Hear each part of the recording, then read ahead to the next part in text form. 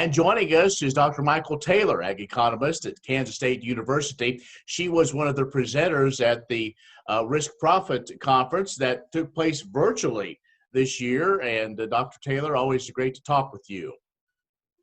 Yes, it's great to be here.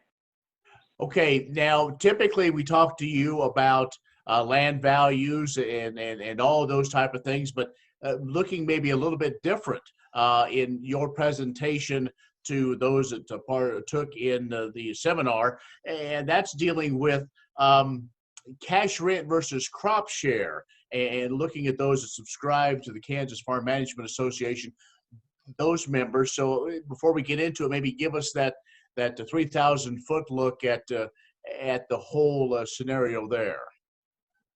Sure. So what's interesting about Kansas and leasing is that a solid 40% or so of our land is leased from somebody who doesn't operate that land themselves. So most, the typical Kansas farm is going to be made up of about 60% owned land and 40% leased land. And so that leased land component is really important for understanding, how that arrangement is made and what kinds of risk factors come into it. And so that's where we look at that cash rent versus crop share, because we have both types of leases in the state. And it's just, it tends to be a matter of preference by the tenant and the landowner as to which type of contract they end up coming out with. Did the research or the numbers show that as we continue to see an increase in those fall crops, especially really the amount of corn acres we're seeing, is that the rotation, did that maybe change the mix of crop share versus a simple cash rent? Well, I would argue it's more driven by the volatility in profits that we've seen over the last 20 years.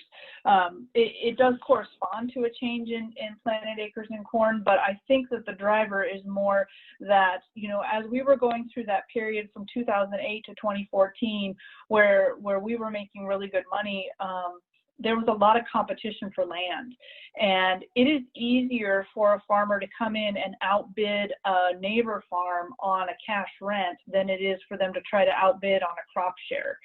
Because with a crop share, it's hard to be real, say, well, I'll get you more money for your 1/3 or for your 40%.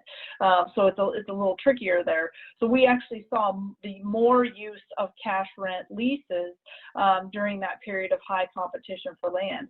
Then starting in about between 2011 and 2016, we actually saw a decline in the use of cash rents, fixed cash rents, and more use in crop share. And I think that's due to the fact that the volatility in the markets, the volatility in profitability all of a sudden started becoming much higher, and you had a lot of farmers who were just looking at that situation saying, I'd rather crop share than try to do this on a fixed cash basis. Dr. Mykel Taylor, K-State ag economist, is joining us, and she was recently one of the presenters at the K-State Risk Profit Conference. Let's take a break. We'll come back and continue this conversation in just a moment.